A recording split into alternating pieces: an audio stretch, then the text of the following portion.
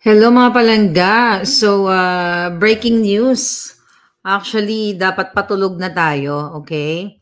Patulog na, umaga na dito. Kailangan yung malaman, alright? Okay. Ayan. Okay, live tayo. Alright. So, napag-alaman natin, dahil nga painit na po itong ano na to, itong dito sa PIDEA leaks na ito, na kung saan nasasangkot nga si Marcos Jr. na siya ay isang user. Okay, user, pulboronic, hindi lang user. Kasabwat pati mga manufacturer. Alright? So kung napapanood tayo ni Mr. Morales, actually breaking news at okay, babasahin ko lang yung message sa akin. Alright? Okay? Galing sa ating puting ahas. Alright, sabi dito, Miss Maharlika, Miss Maharlika, pakisabihan si Mr. Morales. Okay? Pakisabihan si Mr. Morales na may hindi magandang plano sa kanya. Kaya please, kung maaari magkaroon siya ng security, protektahan niyo siya bago mag May 7. Or sana meron talagang, ayan, o sana meron talagang proteksyon ang gobyerno sa kanya. Dahil galing po ito dito sa isang puting ahas natin na concern dahil po galit na galit ang Malacanang dahil sa kanyang pagtestigo at pag-confirm ng pre-op at authority to op documents sa PIDEA. Right? At ang grupo nila Tambaluslos ay inatasan na rin pong sirain siya, ayan, inatasan na pong sirain ang kredibilidad, okay, ang kredibilidad ni former Agent Morales. So, kailangan nyo pong ipaalam sa taong bayan para alam kung ano ang plano ng mga ahas actually, ng mga ahas dito. Alright? So nakakalungkot mga palangga, pero dapat talagang pag-iingatin natin. Actually, may audio, pero kasi may audio sinend sa akin, pero hindi pwedeng iparinig kasi magkakaproblema. But ganun pa man, okay? Galit na galit ang mga ahas at galit na galit din si Lazo. Okay, galit na galit si Lazo dito sa pangyayaring ito dahil hindi mukha talagang sila inalubog na sa kumunoy. Actually, the moment right now na nag-uulat ako sa inyo, nakahiga na ako ng bonggang-bongga, isinuot ko lang ulit tong outfit ko at di na ako nagsuklay kasi para malaman ninyo kung ano yung mga may itim na balak. Maaring ituloy nila o hindi, pero kailangan natin pag-ingatin si Mr. Jonathan Morales dahil niyanig niya ang buong sambayanan dahil sa attest niya, testify niya doon sa Senate. Kaya I hope the government, anong expect sa gobyerno? I hope si Senator Bato at ang taong bayan, hindi ko alam kasi walang power tayo ngayon sa bayan dahil mga bangag nga. Hindi kasi sabi ko nga mga kababayan, kung ano mangyari kay Mr. Morales, dadali ng konsensya ko habang buhay dahil ako ang nag-expose nitong mga dokumentong ito. So ngayon, inumpisa na nilang gurgurin. So ang gurgur po ay pwedeng totoong gurgurin siya at gurgur, yun nga, yung kanyang kredibilidad. Dahil ayon sa ating informant, gagastos si Tambaluslos gamit ang pera ng bayan para sirain o gurgurin ang kredibilidad ni Mr. Morales. Kaya nga mga kababayan, ito nga chinek ko, true enough, ayan 2 a.m. lang, 4 hours ago, I'm abalang-abala ang mga tauhan ni Tambaluslos, yung mga young guns. Ayan dito, for House Leader Morales, for House Leader, okay? House Representative. Morales' participation in Senate inquiries reeks of destabilization. So pinapalabas nila ngayon na ang ginagawa ni Morales ay to destabilize the government. At nakakaalarma dahil, you know, kaya nilang mag-fabricate ng crime, fabricate ng kaso o manggurgur. Kaya kailangan aware ang taong bayan. Basahin ko dito. Ang sabi ng Kongreso, House Manila Bulletin, House Deputy Majority Leader Tingog Party List. Sino ba tong Tingog na to? Sila tambalos-los to. Representative Jude Asidre says the testimony of former Philippine Drug Enforcement Agency Agent Jonathan Morales linking President Marcos of illegal drugs is part of an alleged larger effort to destabilize the current administration. Umiikot na yung tumbong nila, kaya ngayon, maliban sa ginugurgur nila, ginurgur na nga ni Pidea Lasso ni Director General Lason doon sa Congress. Etong si Morales na wala namang kinalaman, it just so happened na siya yung pumirma doon, so sinisumula na gamit ang pera ng bayan, mga palangga. Imagine nyo, sabi to, the testimony of a former Philippine Drug Enforcement Agency agent linking President Marcos to illegal drugs is part of an alleged larger effort to destabilize the current administration. So tinitwist nila. Binabaliktad, I hope Senator Bato, itong mga nakarating sa aking mga informante, kailangan may proteksyonan si Mr. Morales, si Jonathan Morales. Sabi ko nga mga kababayan, dadalhin to ng konsensya ko kung ano mangyari sa kanya dahil ako ang nag-expose nitong mga papel na to dahil sa kagustuhan kong gusto ko malaman ng taong bayan na mayroon tayong addictus benedictus o bangag ng presidente. True enough, kasi nung na-receive ko yung text messages, okay, tinignan ko nga itong balita ito. Naghanap ako ng bonggang-bongga. Ito. Thus said, House Deputy Majority Leader Tingog Party List Representative Jude Asidre, who in a press conference Thursday ba dyan sa Pilipinas, May 2 expressed utter bewilderment over why this PDEA agent in question, Jonathan Morales, was suddenly made part of Senate inquiry being led by Senator De La Rosa. Actually, napag-alaman ko pa na plano nilang harangin ang May 7. Plano nilang wag papuntahin o for whatever means na wag ituloy ang May 7 na Senate hearing. At I know, narinig tayo ni Senator Bato, ako, naka-receive ako ng invitation, di ba? Kanina sinabi ko sa inyo, and I hope ito'y bantayan natin mga palangga. Kasi talagang ayaw nila, dahil talagang wildfire na hindi na nila kayang ampatin. Wild na nga eh.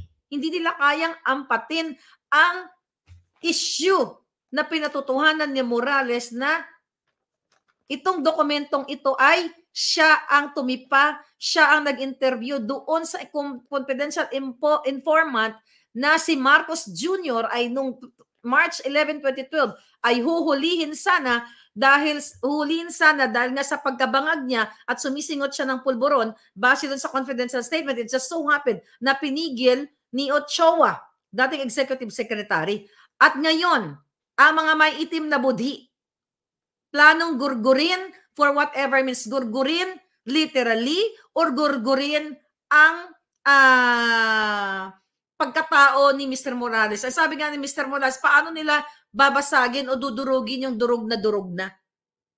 Pero kailangan ninyo malaman para alam ng taong bayan na kung ano man ang mangyari between o bago mag-May 7, nireport ko na sa inyo. Dahil wala namang mainstream media na magsasabi sa inyo kung ano yung totoo sa likod ng camera. Ngayon, mga palangga, sabi dito, katulad nyo, medyo naguguluhan din ako. Ito yung mga tauhan ni Batambaluslos, mga kongresista ito. Naguguluhan din ako, bakit biglang naipasok si Morales doon sa usapin? Na alam naman natin na ang pinakalayunin ng hearing sana, yun ay mabigyan linaw ukol doon sa mga nakuha nilang illegal drugs sa Batangas. See that? Ayaw nila papuntahin, na-alarma sila, nagwawala na ang mga asa Malacanang kung bakit na-invite ni Senator Bato. Kaya sabi ko, magpasalamat pa rin tayo kay Senator Bato. Na even though nabash siya, di ba? Nabash siya dahil sa emotion niya at sa emotion din natin, it's the same, ganun talaga. Sabi nga nasa demokrasya tayo, 'pag may mali, bakit ako ba hindi ba ako nababash? Hindi ba tayo napagbibintangan ng kung ano mga kasinungalingan? Pare-pareho lang tayo dito pero mananaig ang katotohanan. Senator Bato, I hope you'll give I don't know, hindi ko alam dahil hindi naman ako maalam sa kung ano ang legal way. Paano ba pinoprotektahan ang isang testigo? Sinisira na ngayon ni Tambaloslos, they will spend money, people's money. Tingnan mo, sabay-sabay sila. Alam nyo, itong mga hearing, ay itong mga press conference ng tingog ng mga kongresista, mga kababayan, funded ito ng taong bayan. Funded dahil si Tambaloslos, siya yung Speaker of the House. So, kahit lamunin nila lahat ng pera ng bayan, gagawin nila, ibabayad dito sa mga kongresista na to, sa pamamagitan ng kanilang mga budget, bigyan sila ng budget para manira ng marina na hindi lang kay Sara. At now, this Morales. Because sabi ko nga, wildfire na, nayanig natin ang buong sambayanan, not only Pilipinas, buong mundo, na ni si Marcos Jr. ay dapat ay i-raid dahil sa kanyang pagkasangkot dito sa pulburon na ito. Ngayon, atak-atakin nila, gugurgurin or whatever, dapat bantayan nyo to mga palangga. Dapat bantayan nyo na ligtas si Morales. Although binanggit na rin ni Morales na kung ano man ang mangyari sa kanya, walang ibang gugurgur sa kanya kundi si Marcos. Sinabi po niya yan sa Senate hearing. Pero kasi pag bangag ang tao, bangag, wala silang pakialam. Wala nga silang pakialam sa loto, kahit harap-harapan binababoy kayo. Niloloko kayo, di ba? Maya-maya may nananalo. So wala silang pakialam kung gugurgur sila. So dapat talagang alam ko nanonood naman yan si Senator Bato. Katulad ninyo, medyo nagugulang din ako, sabi nitong Asidre na to.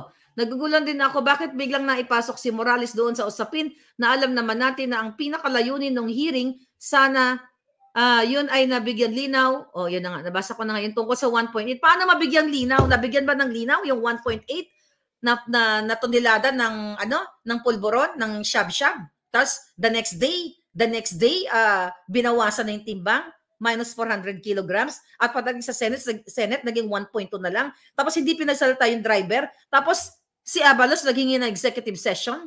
Ano pinagsasabi ng mga jutang dinamis na to? Mga tao ni Tambalos. So, nakita niyo mga kababayan, dapat daw tumutok na sa 1.8. Umalis nga kaagad si Abalos Nagpa-executive session. Dahil ayaw nilang marinig ninyo kung anong nangyari doon sa random na paghuli nung 1.8 tons na yun na nagpakitang gilas si Marcos Jr. na ito ay historical You know what I mean? So yun. Ang sinasabi nitong mga jutang dyan sa mga young guns, mga kawatan dyan sa Congress. At ito ngayon, sisirain nila kung whatever means, sirain, gurgurin, lahat ng kasamaan gagawin nila kay Morales, sa akin, sa lahat ng mga taong kakampi ninyo na ito na nga lang ito na ang ating weapon dito sa social media. Dahil hawak na nila ang mga sindikato sa Pilipinas. Senate, AFP, lahat ng mga tiwali. Pero not all. Yung mga ordinaryong mga men and women in uniform. Sabi nitong Asidre na itong Tingog Party List, I think it becomes even more clear now. Ito yung mga pangyayaring ito ay kaparte ng isang mas malaki pang effort to discredit and destabilize the current administration. Hindi kami ang nagde-destabilize ng current administration. Kayo mga kawatan, kayo ang nagpaparaos o nanggagahasa sa pera ng bayan using that jutang ginamis sa charter change. Nagbabayad kayo, ginagamit nyo yung ayuda, Tapos sasabihin nyo, ito si Morales, kami ang nagde-destabilize. Magpakita kayo ng ebidensyang kami ang nagde-destabilize sa pamamagitan ng pagdanakaw ng pera ng bayan, pagpapahirap sa Pilipino. Anong destabilization dito? Asidre, Tambaloslos, ano ang destabilization dito? Dahil sukol na kayo ng tao, manggugurgur kayo ngayon? Manggugurgur kayo ng karakter ng tao, whatever, gurgur. Very broad ang ibig sabihin ng gurgur. Yun ang gagawin nyo? Tatakutin nyo na lang lahat ng tao, lahat nagsasalita, even though yung nagsalita doon sa Senate na tinatakot nyo na ang mga maglalabas nitong mga dokumento nito ay may kaparusahan. Bring it on, mga jutang genimes kayo. Yun lang ang alam ninyo, mangharas, mangulong, manggurgur, mang-fabricate ng crime, mang-extract. Yan ang gawain ni isang mga yawa kayo. Yan ang gusto nyo? Dahil sukol na kayo sa inyong mga kasalanan sa Pilipino, sa mga pagkabangag ni Marcos Jr. Tapos ang gagawin nyo, tatakutin nyo kami? O kaya manggugurgur kayo? O yun nga, magpapabricate kayo ng crime, mangingidnap kayo, mga ginayupak kayo, napakaramdam ninyo sa inyong Pilipinas, sa inyo ang pera ng Pilipinas, gawin nyo lahat, 80%, more than 80% of the budget na disbursed na, saan nyo nilagay ang pera ng bayan?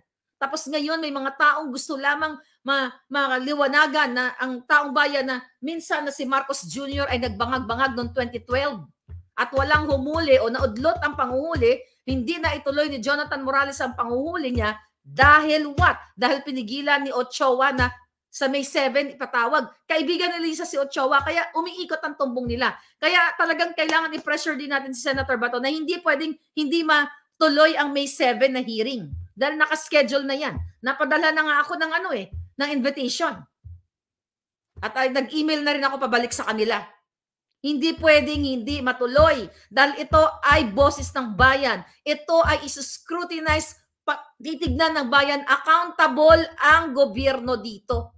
Accountable ang Senado, accountable supposedly si Bangag Jr. Sisindakin tayo, gagamitan tayo ng mga mainstream media para sirain si Morales? Or what, gugurgurin nyo? Mga inayupa kayo dyan? Gugurgurin nyo? Dahil kitang-kita na ng taong bayan kung gaano kabulok itong gobyernong itong nagpapatakbo ay mga adictos benedictos. Yan ba gusto nyo? Visit kayo? Sabi nito, Dila chairs the Senate Committee on Public Order and Dangerous Drugs. Sabi itong hinayupak na to, okay. He is a close ally of former President De La Rosa. He is a close ally of former President Duterte, critic of the Marcos administration. Ayan, pati si Senator Bato, sinisira niya. Yun yung sinasabi ko. Okay? Si Senator Bato, ako, criticize ko siya. Kasi independent ako. I don't care kung sa tingin nyo ba, mga kababayan, sa tingin mo, Senator Bato, okay? If I'm not fighting for what is right and what is the truth, o kung ikaw, alam ko na ikaw ay suportado mo si Pangulong Duterte. Kung ako ay sarado ang utak, dahil ayoko, baka kawawa naman si Senator Bato, kakampi natin yan. Dapat hindi natin binabash yan. Ang mga malayang Pilipino ay may karapatan whether ikaw ay supporter ni Duterte, whether supporter ka ng Dilaw o ni Kuting. Kasi meron tayong personal na pang-obserba. Kaya kung tayo ay, ito tayo mga kasinungalingan ng mga to, pinagbibintangan na si Bato ngayon. 'Di ba? Kahapon, na isang araw, ang sabi na, ang tinanong ko si Senator Bato, kaya galit na galit sa akin. Tinanong ko siya, nababayaran ka na ba ni Lisa? Dahil yun yung dissatisfaction natin, the way niya na-handle yung Senate hearing, kasi nga mag-isa lang siya, dahil yung mga jutang ginimes na sila, Villar, pati si Senator Bongo wala doon. Si Padilla wala doon. Ang dalawang magkapatid, Ejercito at Estrada, wala doon. So yun yung independiente, yung being independent na whether kalyado ni Duterte, kaya natin i-criticize. And now sinasabi nito ng grupo ni Tambalos, si Senator Bato, pinagbibintangan ka na ngayon. Okay? Kaya sabi ko, hindi tayo dito magkaaway. Dahil ang gusto nating malaman dito ay yung katotohanan. Kasi kung ito'y organisado, yung the way na sinasabi nitong mga jutang ginimes na ito ay destabilization, bakit pa ako magko-comment kay Senator Bato na magtanong na binayaran ka ba ni Liza Marcos? Kung ito ay well-coordinated, yan ang dapat tignan ninyo. Dahil yung jutak nito ni Bangag at ni Tambalusos ng pinsan at si Liza talagang kortado na. Ngayon si Bato daw, ang sinasabi nila, he's also an ally of former President Rodrigo Duterte, critics of the Marcos administration. Hindi naman, hindi gawa narinig niyo ba nagkikritik-kritiko si tawag dito? Si Bato?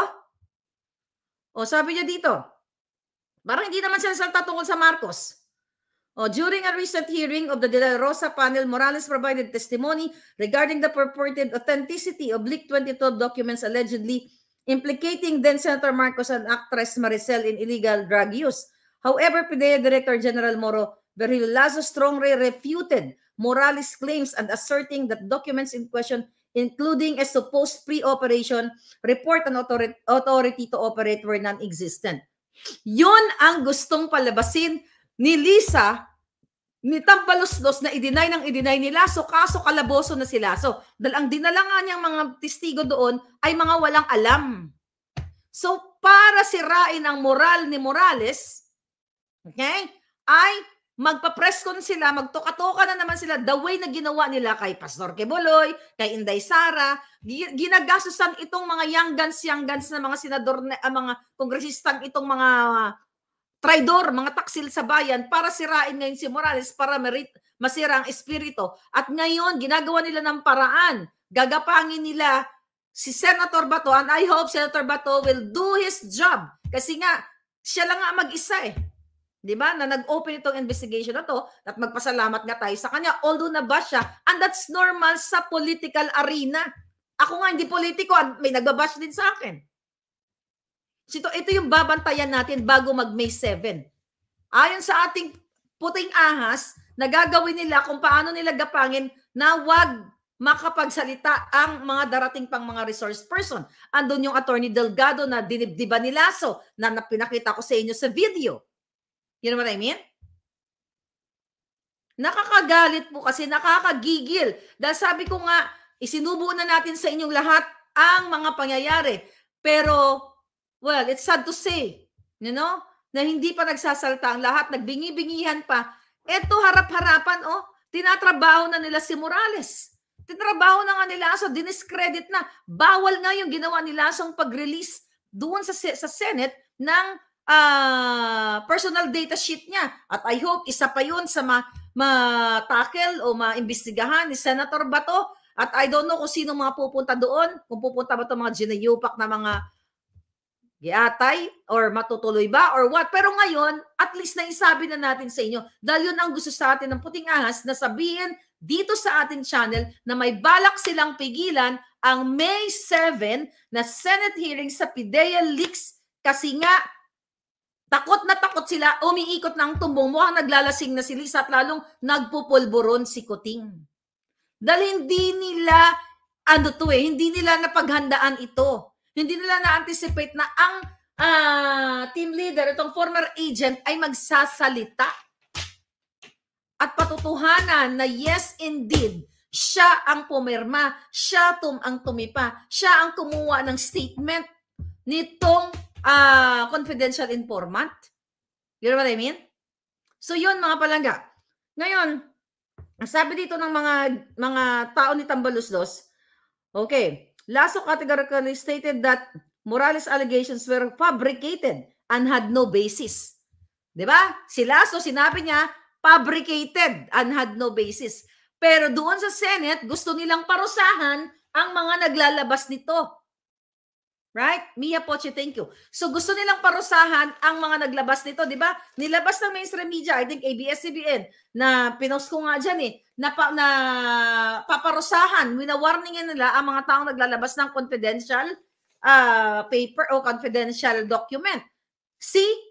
Ang sabi nila, fabricated and had no basis. So how come nag-release sila sa mainstream media na paparusahan nila, pati ako o kung sino pa man ang mga nag-share nito? See that tinatakot kayo na kapag nakakita kayo ng mga dokumento, manginginig ang laman ninyo kasi kakasuhan kayo ng bangag na gobyernong ito.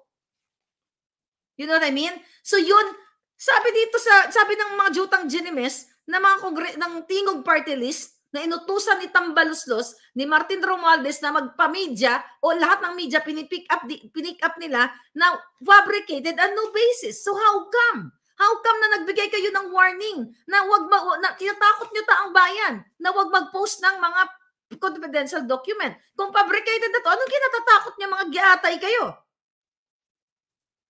Evelyn Aguilar, thank you palangga.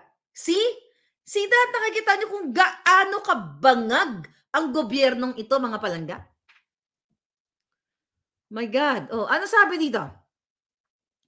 Okay.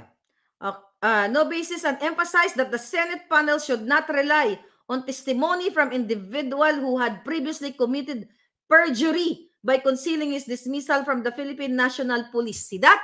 Naipaliwanag na yan ni Morales. At si Morales, lahat ng mga kaso niya ay dismissed. Although may mga nakabinbin pa, dismissed o acquitted siya.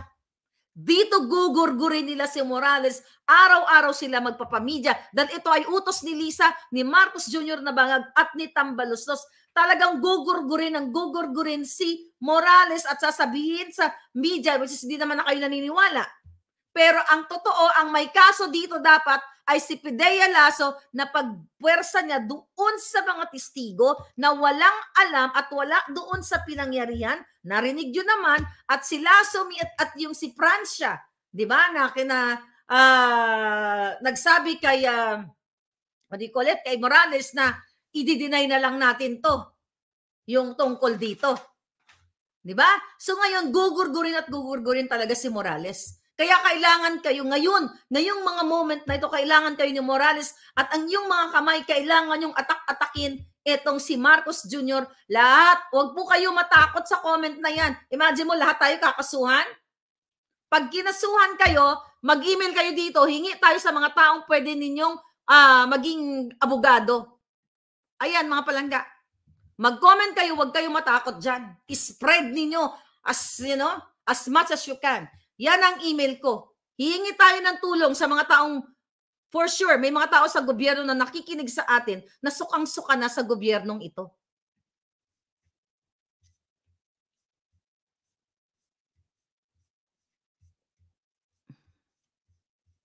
Diba?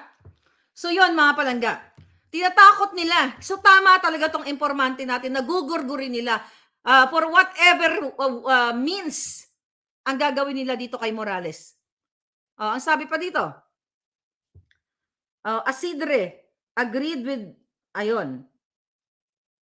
committed perjury. Ayun na nga. Si Asidre daw nag-agree kay Lasso. Natural mag-agree kayo, mga inayupa kayo, magkakasabwat kayo. May bala pa ako sa'yo, Lasso. May bala pa ako sa'yo. May bala ako ng bonggang-bongga sa'yo. Mag-intay ka lang sa sobrang dami. Sa sobrang dami na nakakarating sa akin. Kailangan malaman ng taong bayan. Total, gugurgurin nyo naman kami, di ba? Pag nagkaroon kayo ng chance, itodo na natin dito. Ito. Ano sabi niya? Okay, pinapakita siguro based on the testimony talagang mas na-prove natin na itong si Morales ay nagsisinungaling. Julul, kayo ang mga sinungaling. Kayo ba ang nandoon? Nakapirma siya dito. Ikaw, Asidre. Ikaw ba pumirma niyan? Para makapagsalita ka, ikaw ba pumirma niyan? Nakita niyo, hindi kayo makakalusot. Hanggat may boses ako, hanggat andito yung mga kababayan ko na nakikinig, hindi magpapaniwala ang tao sa inyo. Kahit bayaran niyo pa lahat ng mga mainstream media, hindi kayo mananalo sa katotohanan.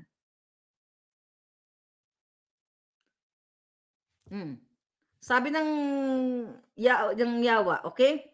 The deputy, ito balita, the deputy majority leader further reckoned that the testimony of someone in a shady past, okay, like Morales won't be enough to refute Lasso's statement. Sinabi na ni Senator Bato na naniniwala siya kasi meron pang puncher. Ayan, meron pang staples actually. Okay, staples ito. Ito ba puncher? Yeah. Ito yung butas na to, di ba? Ngayon is just between Senator Bato laban sa mga sinungaling or paninindigan niya yung inumpisahan niyang laban. Kaya sabi ko ito, sa totoo lang, kahit naman inanon natin si Senator Bato, binash natin siya, well, that's normal. Ako din naman, Senator Bato, nababas, you have to make it or break it. Now, pinagtutulungan ka ng Kongreso at ito daw ay destabilization. You have to prove to the Filipino people that pinagtutulungan ka na ni Tambaloslos. Pag ikaw ay nasa tamang alignment, at sabi nga natin, bigyan natin siya ng chance kasi siya lang ang tumayo doon na senador. I mean, siya lang ang nagtanong. So kahit na nabash natin siya, bigyan natin siya ng pagkakataon. Kasi nga, pilit na ginagapang ito. Pilit na what? Pilit na gugurgurin. Gugurgurin si Morales by character assassination. Pinagtutulungan na siya ngayon gamit ang pera ng bayan. At ito'y utos ni Lisa, hawak nila lahat. Hawak nila lahat, Senado, Kongreso. Actually, kaya nga 'di ba, naalala niyo before this hearing, ano ang panawagan ko kay Senator Bato? Senator Bato, you are the most powerful diyan sa committee mo. Walang pwedeng pumigil sa'yo. And we are grateful for that na nag-open ka ng investigation ngayon at pinag-uusapan ngayon. Okay? So kung ano man ang mga bato sa'yo ng tao, talagang dapat haharapin natin yan. Harapin mo yan bilang isang taong gobyerno. At again, sabi ko nga, make it or break it. Ngayon sinisira ka na ng Kongreso na ito daw why? Dahil ikaw ay kritiko ng mga Marcos at ikaw ay ano ni Duterte. In the first place, kung ikaw ay ano ni Duterte at magkakampi-kampi tayo dito, kumbaga, ito ay organized. In the first place, hindi ako magsasalita, hindi kita tatanungin kung nabayaran ka ba or what.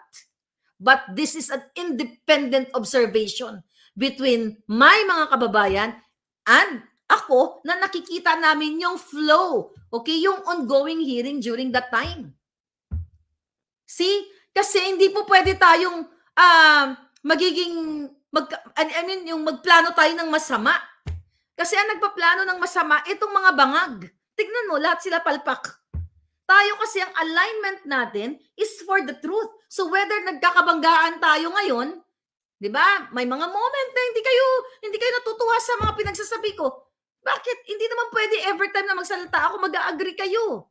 Dahil we have individualities. Yun din ang gusto kong sabihin kay Senator Bato na ma-improve niya sa May 7. I'm not saying na magaling kami dito, Senator Bato. Again, we appreciate your effort. Yung time lang na nag-open ka ng investigation, utang na loob na ng taong bayan yun. Dahil naislagay namin sa Senado ang pangalan ni Bongbong Marcos na bangag-bangag. So please don't take it personally. Kung ano man ang pinagnangawa ko dito, forget about it. This is not about me. Hanggat hindi ako nagmumura laban sa mga hangga't hindi ako nagsasabi ng mga buwakan ng Genemes sa inyo, ibig sabihin, may hope pa kami. Pero kung balahuraan lang, itong mga bangag na ito yung nagbabalahura sa atin. Imagine nyo, patulog na ako. May mga PA tayo na nagsasabing gugurgurin, pag-ingatin. Paano ka naman makakaano niyan? Paano ka naman tayo magpa-cute-cute katulad ni Labia Majorang Macyoho na Lisa? Kailangan malaman ng taong bayan kung ano ang plano nila. So, anong petsa na ngayon? May 3 na, papunta na kayo ng May 3. We have 4 days.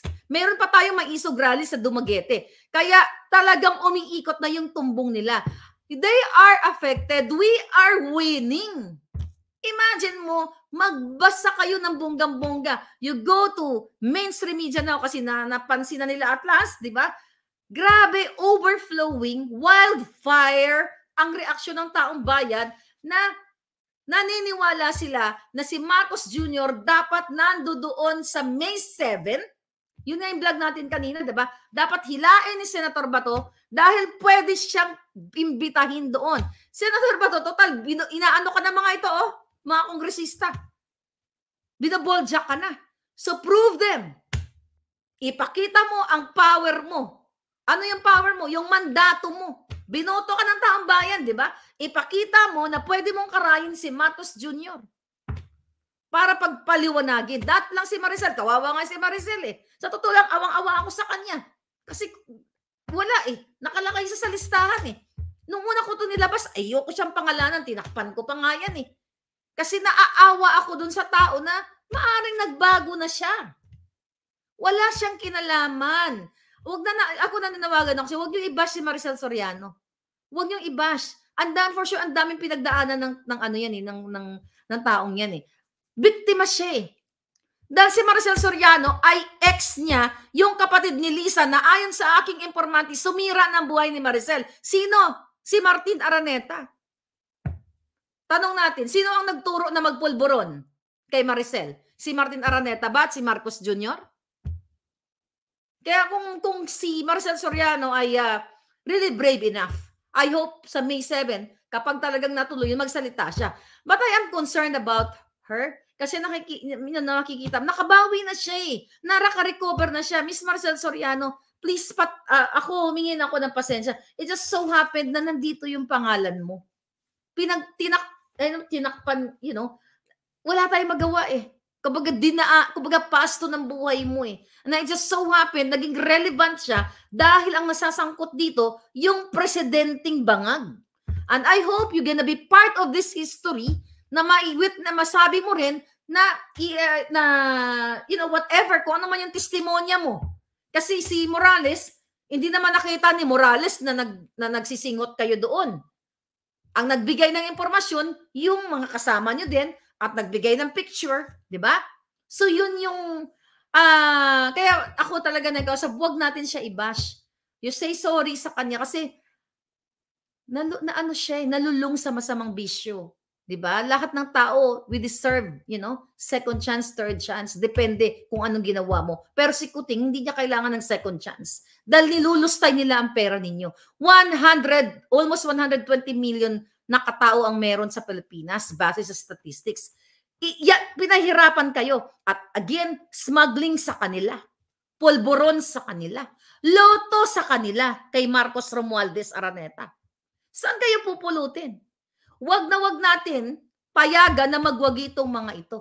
Dahil gusto nga nila manatili sa pwesto eh.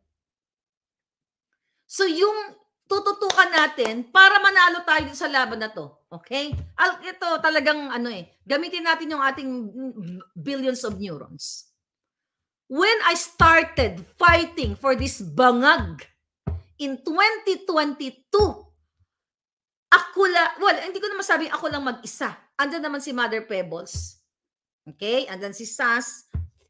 Pero alam niyo naman yan, okay, na I started this fight. Dahil as early as nung sa Pilipinas man ako, July, narinig ko na nabangag-bangag si Kuting at maraming mga ginawa ng mga hinayupak na ito. So nag-focus ako.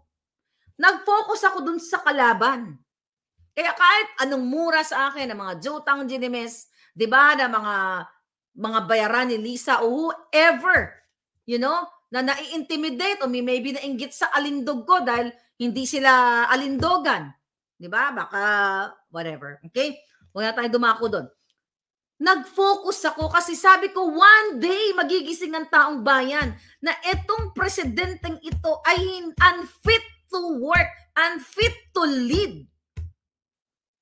Dahil siya my God, pinangalanan na ni Duterte, sinabi na ni Duterte na nakita niya yung dokumento na yan. Tapos ngayon si Tambaloslos at ang mga tao niya, pasisinungalingan, sisirain si Morales, na wala naman sila doon sa pinangyarihan.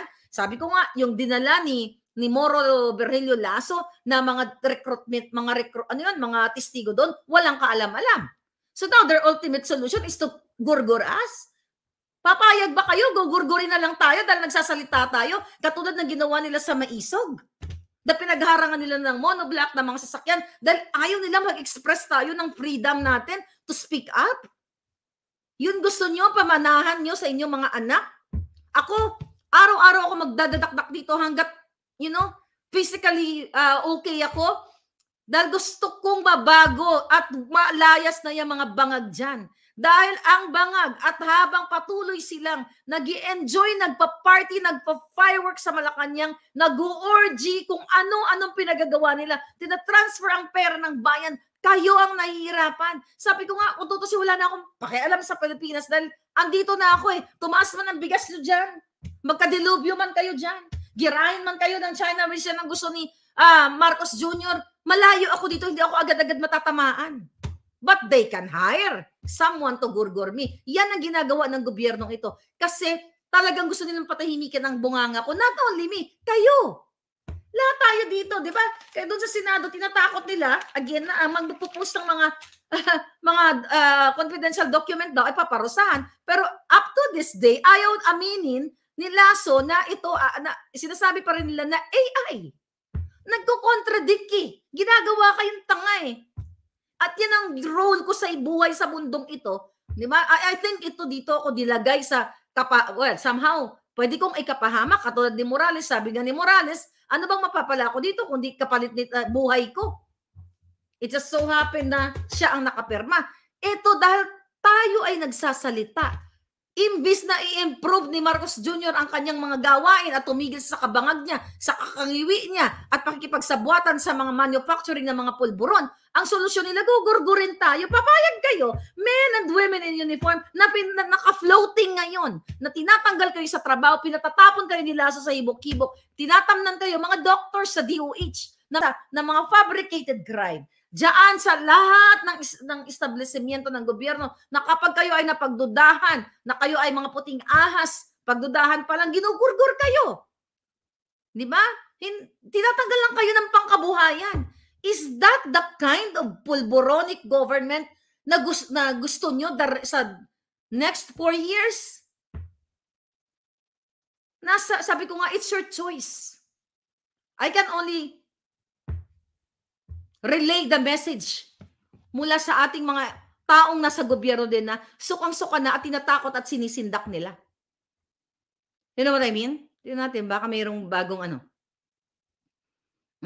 Yun na lang sinasabi ko kanina, yung the two passport ng PIDEA Director 3 na sumusweldo ng 130,000 plus milyon-milyon na mga kickback na hindi naman pala na-approve ang appointment sa Commission on Civil Service na si Ramil o Emeterio Bitong. Pangluloko sa taong bayan yan. Ang pag-expose ni Lazo ng PDS ni Morales, yan ang paglabag sa karapatan ni Morales na hindi man nagpaalam si Lazo, in-expose doon si Morales para gurgurin ang kanyang kredibilidad. Nabanggit ko na nga na based on the Chapter 8, Section 25, ay may kaparusahan yon. Penalties, unauthorized processing of personal information and sensitive personal information. Personal, kasi inilabas niya ang personal data sheet ni Morales na hindi na walang court order. The right thing to do dapat ang ginawa doon ni Lasso, pero dahil bangag sila, hindi nila naisip, ang State Committee on Public Order ang magsusumon ng kanyang personal data sheet, not the PIDEA chief. So nilabag nila harap-harapan ang karapatan ni Morales. At ngayon plano nilang gurgurin ang persona ng pisikal at gurgurin lalo ang kanyang pagkatao. Dahil ito na nga, inumpisa na nga nila tambalusnos. Toka-toka sila ngayon sa press con. Kasi hindi nila kayang ampatin. Dahil hindi nila matanggap na naiulat na ng mainstream media. So kahit pa paano, pasalamatan pa rin natin yung mga mainstream media. You know, kahit na hirap sila. And I hope magising yung mga yan. Diba? So ito yung diba yung pinangalandakan nga nila so doon na na-dismiss nga daw sa service ni Morales. Ito din yung sinasabi ni sino yung Asidre, yung taga-Tingog Party List. Naipaliwanag na nga ni Morales yan. Nilabanan niya ang bulok na sistema nung time na nasa PIDEA siya. Kaya siya tinanggal sa trabaho. Kaya yun nga the same thing with Attorney Delgado na dinibdiba ni Lasso, na pinakita nating video na yan, na tinagnan si Senator Bato, na kapag ikaw ay umalma dahil tumayo ka sa tama, pinanindigan mo ang iyong prinsipyo, tatanggalan ka ng kabuhayan. Pangbangag yan. Pangbangag yan, mga kababayan. Ibig sabihin, ang utak ng isang namumuno ay wala sa tamang direksyon. Dahil kung ang namumuno ay para sa kapakanan ng bayan, in the first place, mga palangga, dapat nagpa-pulburon test na si Marcos Jr. at nang matapos na to, maklarify niya yung sarili niya. Pero bakit ayaw niyang magpa-pulburon test? Kasi alam ni Lisa, dahil si Lisa ang nagsusubo sa kanya ng pulburon o nagpapasinghot. Alam ni Marcos Jr. na kapag nagpapulburon test siya, magpapositibo siya. So kaya nga, i-challenge natin siya, hanggat hindi siya nagpapulburon, ibig sabihin, positibo siya. Dahil kung kinaya niya ang questionabling 2 minutes, more than 2 minutes, na pulburon test sa St. Luke's in 2021, why not undergo drug test now? What is the fact na presidente na siya? May panahon ka magdrama-drama, mag-party-party, mag-travel-travel. Dito sa pulburon test, ayaw mo? Ayaw niya? Ano ibig sabihin niya? Kasi kung gusto niyang maliwanagan ang mga Pilipino na pinagdududahan siya o inakusahan siyang bangag, tapos na tong kwentong ito. Pero dahil talagang makikita mo naman sa 2021 yan na-oversee nga natin, na-overlook nga natin yun, na 2 minutes lang pala ang kanyang test, na kahit na i-google nyo mga palangga, wala. Kahit sa mga MedWeb, whatever, Mayo Clinic, mag-google kayo dyan, kahit sa mga textbooks ninyo o dun sa kit mismo, basahin ninyo, walang 2 minutes. Kaya dapat mapanagot nga yung St. Luke's doctor. I believe pinatawag din yata ni Senator Bato yun. Kaya gusto nilang gurgurin ngayon pa lang. Gusto nilang ampatin itong wildfire na sinasabi ko. Ampatin nila para hindi na tayo umabot sa May 7 hearing. My God, nabudol ako, sabi ni Palangga. Wala na talaga pag nakapulburon. Okay, sabi ni Merly. Positive si BBM, sabi ni Buddy. Ayun na nga, Palangga. Hinahamon nga siya, Media GMA. Okay? Madam, ang investigation sa Bidaya, Adam. Ayun na nga, sabi nga ni Lick. No, mali nga. It's not about lang yung paglilik. So, kakalimutan natin, yun na nga ang pinapaliwanag natin sa committee o committee ng public order na it's not about sa leakage o pag-leak nito. Kasi bakit ito nileak? Hindi ito nileak dahil gusto lang nila i-leak. Okay? Hindi ito minessage sa akin ng random personality that I don't know na si Hinagap. Hindi ko alam kung saan siya galing ng hibok-hibok, but I believe from the government. Ang intensyon nito, hindi para sabihin na nilik ko yan kasi trip-trip ko lang. Ang mensahe nito is what? The message is to tell the whole world, lahat ng Pilipino na meron tayong presidenteng bangag. Yaan ang message. Hindi ang message lang ay paano nag-leak ito. Meron tayong presidenteng bangag na nasasangkot sa pulburon. What's the point? Yung sinasabi ni Kuting, yung mga pasikat nila doon, nung nakahuli sila ng 1.8 na tinitira ni si Duterte na walang casualty doon sa paghuli ng 1.8. Isang driver lang, protektado pa. Wala talagang casualties kung kasabwat mo ang mga manufacturer ng pulburon. Wala talagang casualties kung alam ni Lisa, alam ni Marcos, alam ni Tambaluslos kung paano ipinasok yung mga kontrabando na yan sa mga port o by air o what, ano man. Kung saan nila pinasok yan, wala talagang magbubuwis ng buhay. Wala talagang manglalaban. Kasi kung kasabwat ka, kung nakaprograma na kayo, bakit ka manglalaban? Diba? Protektado pa nga yung driver ng Senate hearing. Hindi pinagsalita. Ang gusto ni Abalos is executive session. So wala talagang magbubuwis ng buhay na mga polboronic. Kasi kung BFF ni Kuting, katulad nga ni Sayarot, na paulit-ulit natin, na isinasama pa nila sa kanilang travel. Di ba? So yun mga kababayan. Kaya let's pray for Mr. Morales. At atak-atakin nyo yun. Sabi, atak-atakin nyo yung mga page nila Kuting, nila DILG, even yung mga media, na wag ninyong gagalawin si Morales. Dahil ayon kay Morales, ito ay echo nyo lang.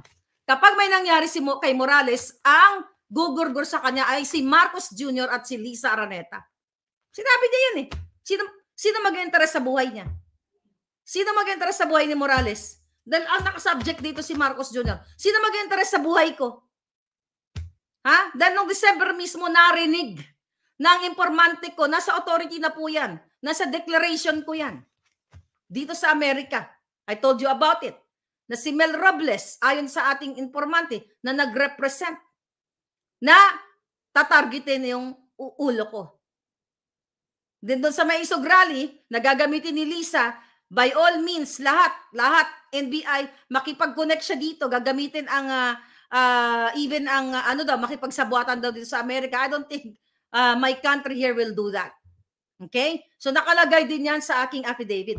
Iminarka ko na yung mga yan. Wala pong mag-interest sa buhay ko. Wala naman akong kaaway na ordinaryong tao. Ang pinag-usapan ko dito araw-araw, ang korupsyon ni Marcos Jr. Ang bribery, ang lahat, extraction ni Lisa, pagkasangkot niya sa kidnapping and everything. Wala pa nga tayo dun sa mga nag-iiyakang bata na pinahirapan ni Lisa Marcos dahil sa kanyang pagiging evil to the highest level. And now, nagkaroon ang Pilipino ng isang matapang na Morales na panindigan ang kanyang perma. Tapos gusto nilang gurgurin gamit ang pera ng bayan.